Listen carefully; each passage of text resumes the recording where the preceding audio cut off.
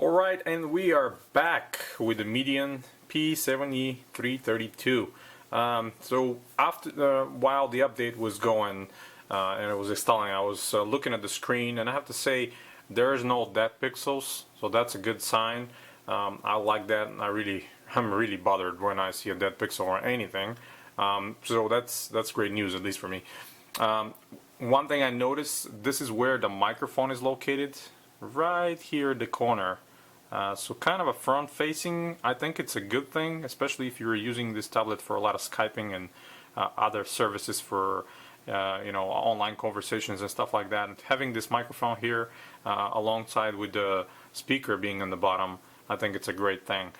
One other thing to notice, this black frame that goes around the tablet, it's actually plastic, and that's probably the only plastic part of the tablet. All the back, all that is aluminum. Pretty high quality actually, and doesn't leave a lot of fingerprints. Normally aluminum absorbs the oils from your hands and leaves a lot of fingerprints, but this one doesn't. I don't know, the coating they use or something. It looks pretty good in my opinion.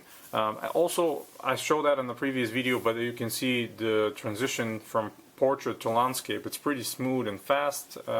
Interesting, they were able to achieve that. Some tablets, higher spec tablets that I have, are having a little bit hard time to do that.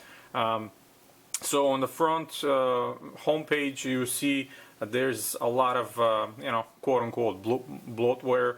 You have McAfee, you have Aldi's own app, or you have some other things like the manual and whatnots here for Medion Special. I installed two things real quick: the CPU Z and of course Antutu. Before I run them, let me show you a few things in the menu. So if I go back to the settings, one thing to notice: no wireless AC. I checked that right away, and unfortunately you are stuck only with wireless N, but that's not a big deal, especially for this price point. I was not expecting to see a wireless AC. One funny thing to notice, HDMI. Obviously this tablet doesn't have HDMI, so when you click on that, it's all so grayed out. Maybe there's a version that has it, but it runs the same ROM. I'm not sure. Also, nothing mentioning about this thing here that looks like an IR blaster, so I'm not sure what's that all about. Screen is kind of bright, and if I go to brightness level, see where the slider is. If I do it all the way up here, it's just impossible to read. It's so bright.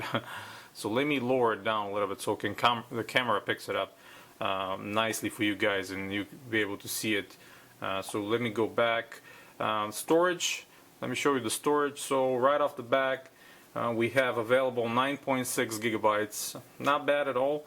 Of course, there's an option for a micro SD card, and let me pop this real quick. I have 8 gigs here just sitting right next to me. I'll put it right here on the slot. There we go.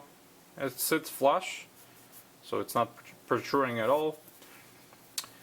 Reads it right away. There you go. 7.4 gigs on the SD card. So if I go back, apps. So let's see, running. We have available about 437 megabytes out of the 1 gig. Of course, I'm sure if you start loading more and more applications, that's going to slim down a little bit. But so far, I'm not noticing any slowing down, any lag, anything like that. So it's pretty good. I mean, 1 gig is obviously not ideal for these days, but still at the same time, I don't see any lag, any problems at all. Opening about the tablet, as you can see, now we have after the update, we have Android 5.02. It's not 5.11, but hey, it was 5.0. So after this update, it's pretty good. And actually, the update is from, you can see right there, right here, from the 1st of November. So relatively new, and yeah, it's kind of a nice thing to see. Of course, lollipop. And even the hidden gem is here. So yeah, let me go back and run those things for you and show you the processor. So as you can see, we have the Intel Atom Z3735G, the well-known Bay Trail used in a lot of devices. We have 4 cores, 22 nanometers architecture. We have 2 by 1 gig cache, and minimum clock running at 498 megahertz or 500 megahertz, and maximum boost up to 1.83. Yeah, and of course Intel HD graphics for Bay Trail. If I click on the device, very interesting here. I noticed it right away. The actual manufacturer of the tablet is showing Lenovo, so I guess Medion just ordered Lenovo to build those for them. A great thing, again, you know, Lenovo, it's a well-respected company with pretty good hardware, so I have no complaints whatsoever. The screen you can see showing as 1280 by 800. And total RAM 880. Of course it's 1 gig, but some are reserved for the graphics, I assume. And available RAM shows 334.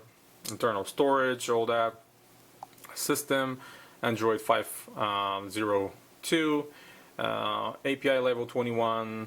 What else? Root is no, but hey, it's not a big deal for me. Battery 78%, discharging. You can see the temperature 32 degrees Celsius. So voltage, everything is shown here, 41 degrees. I mean, holding it like this without benchmarks, no heat at all. I mean, maybe the aluminum back helps a lot, in my opinion, probably does. So it's not overheating at all, or not accumulating any heat outside. Accelerometer. Magnetic field sensor, virtual orientation sensor, so it has a gyroscope, that's a good thing. And let's run Antutu real quick before we finish that one, and if there's anything more coming in the future, I'm gonna make more videos for you guys and show you what to expect from this tablet. But so far I think it's a very good buy. Again, the price is $79.95. These things are actually flying off the shelves pretty quick. I was just yesterday in the store buying other things for the weekend, and they have a very limited quantity. I think people are just buying them. I mean, it's a good price. Most people are not familiar with the brand, but like I said, it's a German brand, well known in Europe, kind of a low tier, but you guys saw the tablet is manufactured by Lenovo. So maybe it's very similar to some Lenovo models. Very loud notification, and that helps the front-facing speaker. As you noticed, they made it super loud. So sorry if you got that huge, that loud noise in your ears from your headphones if you were watching this video with the headphones. So again, sorry about that. Let me lower the volume down, actually, if I can. So, I mean, it sounds pretty loud. When you have it all the way up, it's kind of distorting the sound, but nothing too crazy. I'm just gonna lower it down in case another notification pops up and blasts you. So come on, Antutu, work it. So what else I can say? I mean, for me, I have to really find out what's the deal with the IR blaster on the top, if there's any software that supports it, because I don't see it anywhere in the menus. Maybe it was just a cover for another model, or maybe this is where the micro HDMI goes on different version of this tablet. But yeah, I'm not entirely sure. So. One thing to notice, I actually have Acer. One of my other tablets is Acer, that has the one level up higher processor, which is 3745, and has 2 gigs of RAM, has 32 gigs of ROM, 1080p screen and all that stuff, but still runs a KitKat. And Acer, I don't think it's planning to upgrade to Lollipop for some reason. But you know, brands like Medion that are not that well known, they're kind of a low tier have a lollipop, so I really don't understand why more respected companies, bigger companies are doing this. But you know, I would have expected them to make that upgrade. And you know, obviously we have marshmallow now, which we're never gonna see on some of those tablets. But I mean, it's still pretty good. So yeah, running Antutu now. I kind of feel the upper right corner gets a little bit of warm. Nothing uncomfortable, nothing too crazy, nothing I've seen on other tablets. In my humble opinion, it's fine. Obviously, running the benchmark is kind of a intensive task for the tablet, but yeah, I think it's not bad at all. All right, let's see what is Antutu gonna say about the score. Loading. I mean, that's kind of taking long. What's up with that? Details. Okay, so we have details. 33,423. I think it's an expected result, which I've seen from other Atom Bay Trail based devices, very similar to this one. Let's see if it's loading still.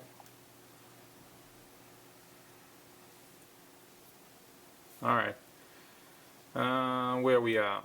We're not even on here.